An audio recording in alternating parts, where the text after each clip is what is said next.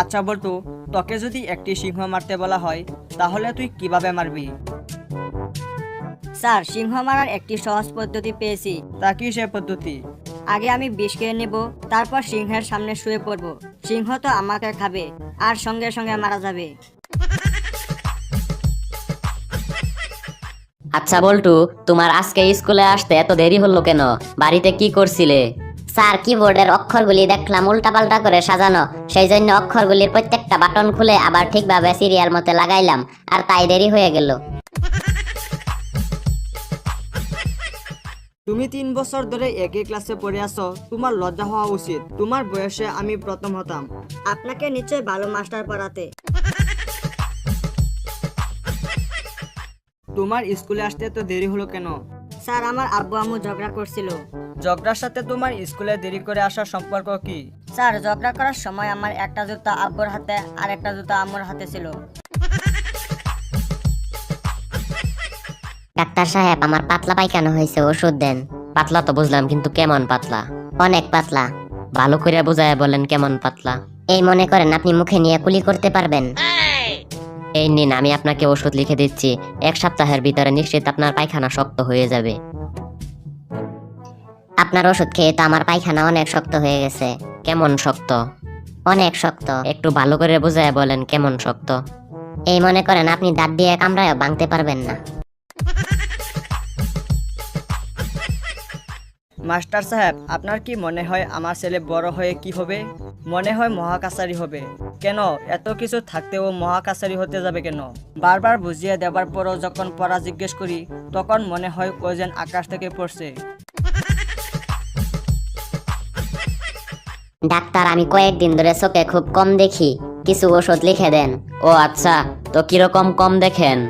ওই যে মাঠের মধ্যে একটা লাল গরু দাঁড়ায় আছে, ওইটা কি আপনি দেখতে পাচ্ছেন? হ্যাঁ, দেখতে পাচ্ছি। কেন? কিন্তু আমি দেখতে পাচ্ছি না। কি রে বল্টু, তুই নাকি জ্ঞানী লোকদের মতো কথাবার্তা বলিস, তো আমার একটা প্রশ্নের উত্তর দিতে পারবি? বলেন স্যার, চেষ্টা করে দেখি।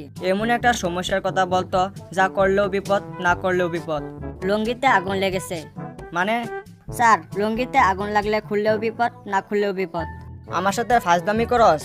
বিশ্বাস না করলে আপনার লুঙ্গিতে আগুন লাগায় দেখেন।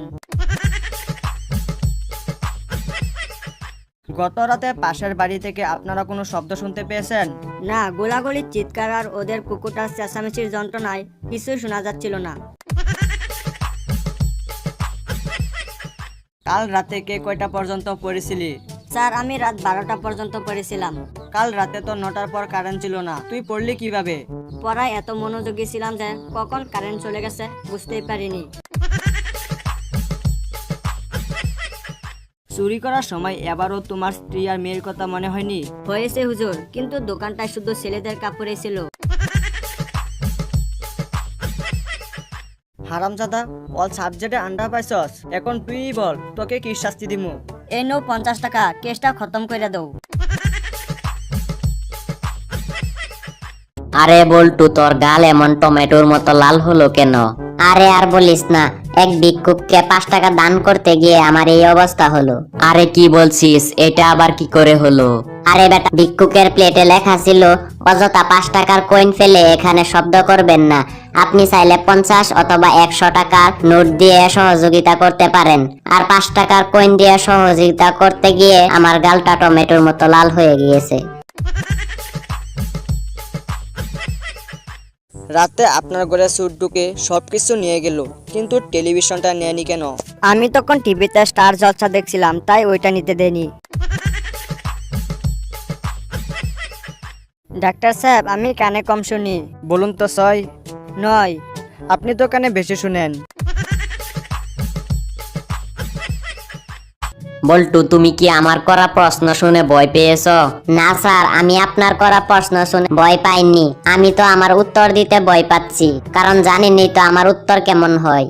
তুমি পকেট মারতে গিয়ে ধরা পড়েছ, তোমার দোষ স্বীকার করতে কোনো আপত্তি আছে? না স্যার, আমি নিরপরাধ। ধরা পড়ার জন্য আমি দায়ী নই। লোকটার পকেট এত ছোট ছিল যে হাতটা ঢুকিয়ে আর বের করতে পারিনি। চুরি যদি করলি তা পুরান জুতা কেন?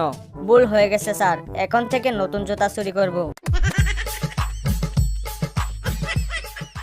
ভাই তাড়াতাড়ি একটা পলিথিন ব্যাগ দেন তো, এতক্ষণে আমাকে ট্রেন ধরতে হবে। মাফ করবেন, ট্রেন ধরার মতো এত বড় পলিথিন আমার কাছে নেই। তুমি কি আমার মেয়ের সব ইচ্ছে পূরণ করতে পারবে? হ্যাঁ স্যার, নিশ্চয়ই পারবো। এত শিওর হয়ে বলছো কি করে? আপনার মেয়ে বলেছে সে আমাকে ছাড়া কিছুই চায় না। আমি অত্যন্ত দুঃখিত। আপনার জন্য দুটো খবর আছে, একটা খুব খারাপ আর একটা খুবই খারাপ। কি খবর বলুন? আপনার পরীক্ষা নিরীক্ষার ফলাফল বলেছে আপনি মাত্র 24 ঘন্টা বাঁচবেন। এর চেয়ে খারাপ খবর কি হতে পারে? প্রথম খবরটা দেওয়ার জন্য আমি আপনাকে গতকাল থেকে খুঁজেছি। বাবা, ওই বাড়ির সুমনের আসনা বিয়ে। তাতে তোর কি? না মানে এ কি? না মানে সুমন তো আমার চেয়ে 2 বছরের ছোট। এক্সরে তো দেখলাম আপনার পেটের ভেতর অনেকগুলো চামচ। কেন বলুন তো? আপনি তো বলেছিলেন প্রত্যেকদিন 2 চামচ করে খেতে। স্যার, আমাকে কেন ধরে আনা হলো জানতে পারি? নাকামো হচ্ছে? জানিস না তোকে জুয়া খেলার জন্য ধরে এনেছি? তাহলে স্যার আর দেরি করা হচ্ছে কেন? তাড়াতাড়ি শুরু করে দেন। তাহলে মাথায় আঘাত পেয়ে আপনার স্মৃতিশক্তির ক্ষতি হয়েছিল? হ্যাঁ। কি ধরনের ক্ষতি হয়েছিল তা বলতে পারবেন? আমি ভুলে গেছি। আপনি ভুলে গেছেন? আচ্ছা, কি কি ভুলে গেছেন সেটা একটু বলতে পারবেন? তোমার বয়স কত? 7 বছর। এটুকু বয়সে পকেট মারা শুরু করেছো? তাহলে আপনি বলে দিন কত বছর বয়স থেকে শুরু করব? আচ্ছা, আপনি ওই লোকে ঘড়ি চুরি করলেন কেন? না, আমি তো চুরি করিনি, তিনি নিজে আমাকে ঘড়িটি দিয়েছেন। কি বলছেন? তিনি কখন আপনাকে ঘড়িটি দিলেন? কেন? আমি যখন আমার বন্দুকটি দেখাইলাম।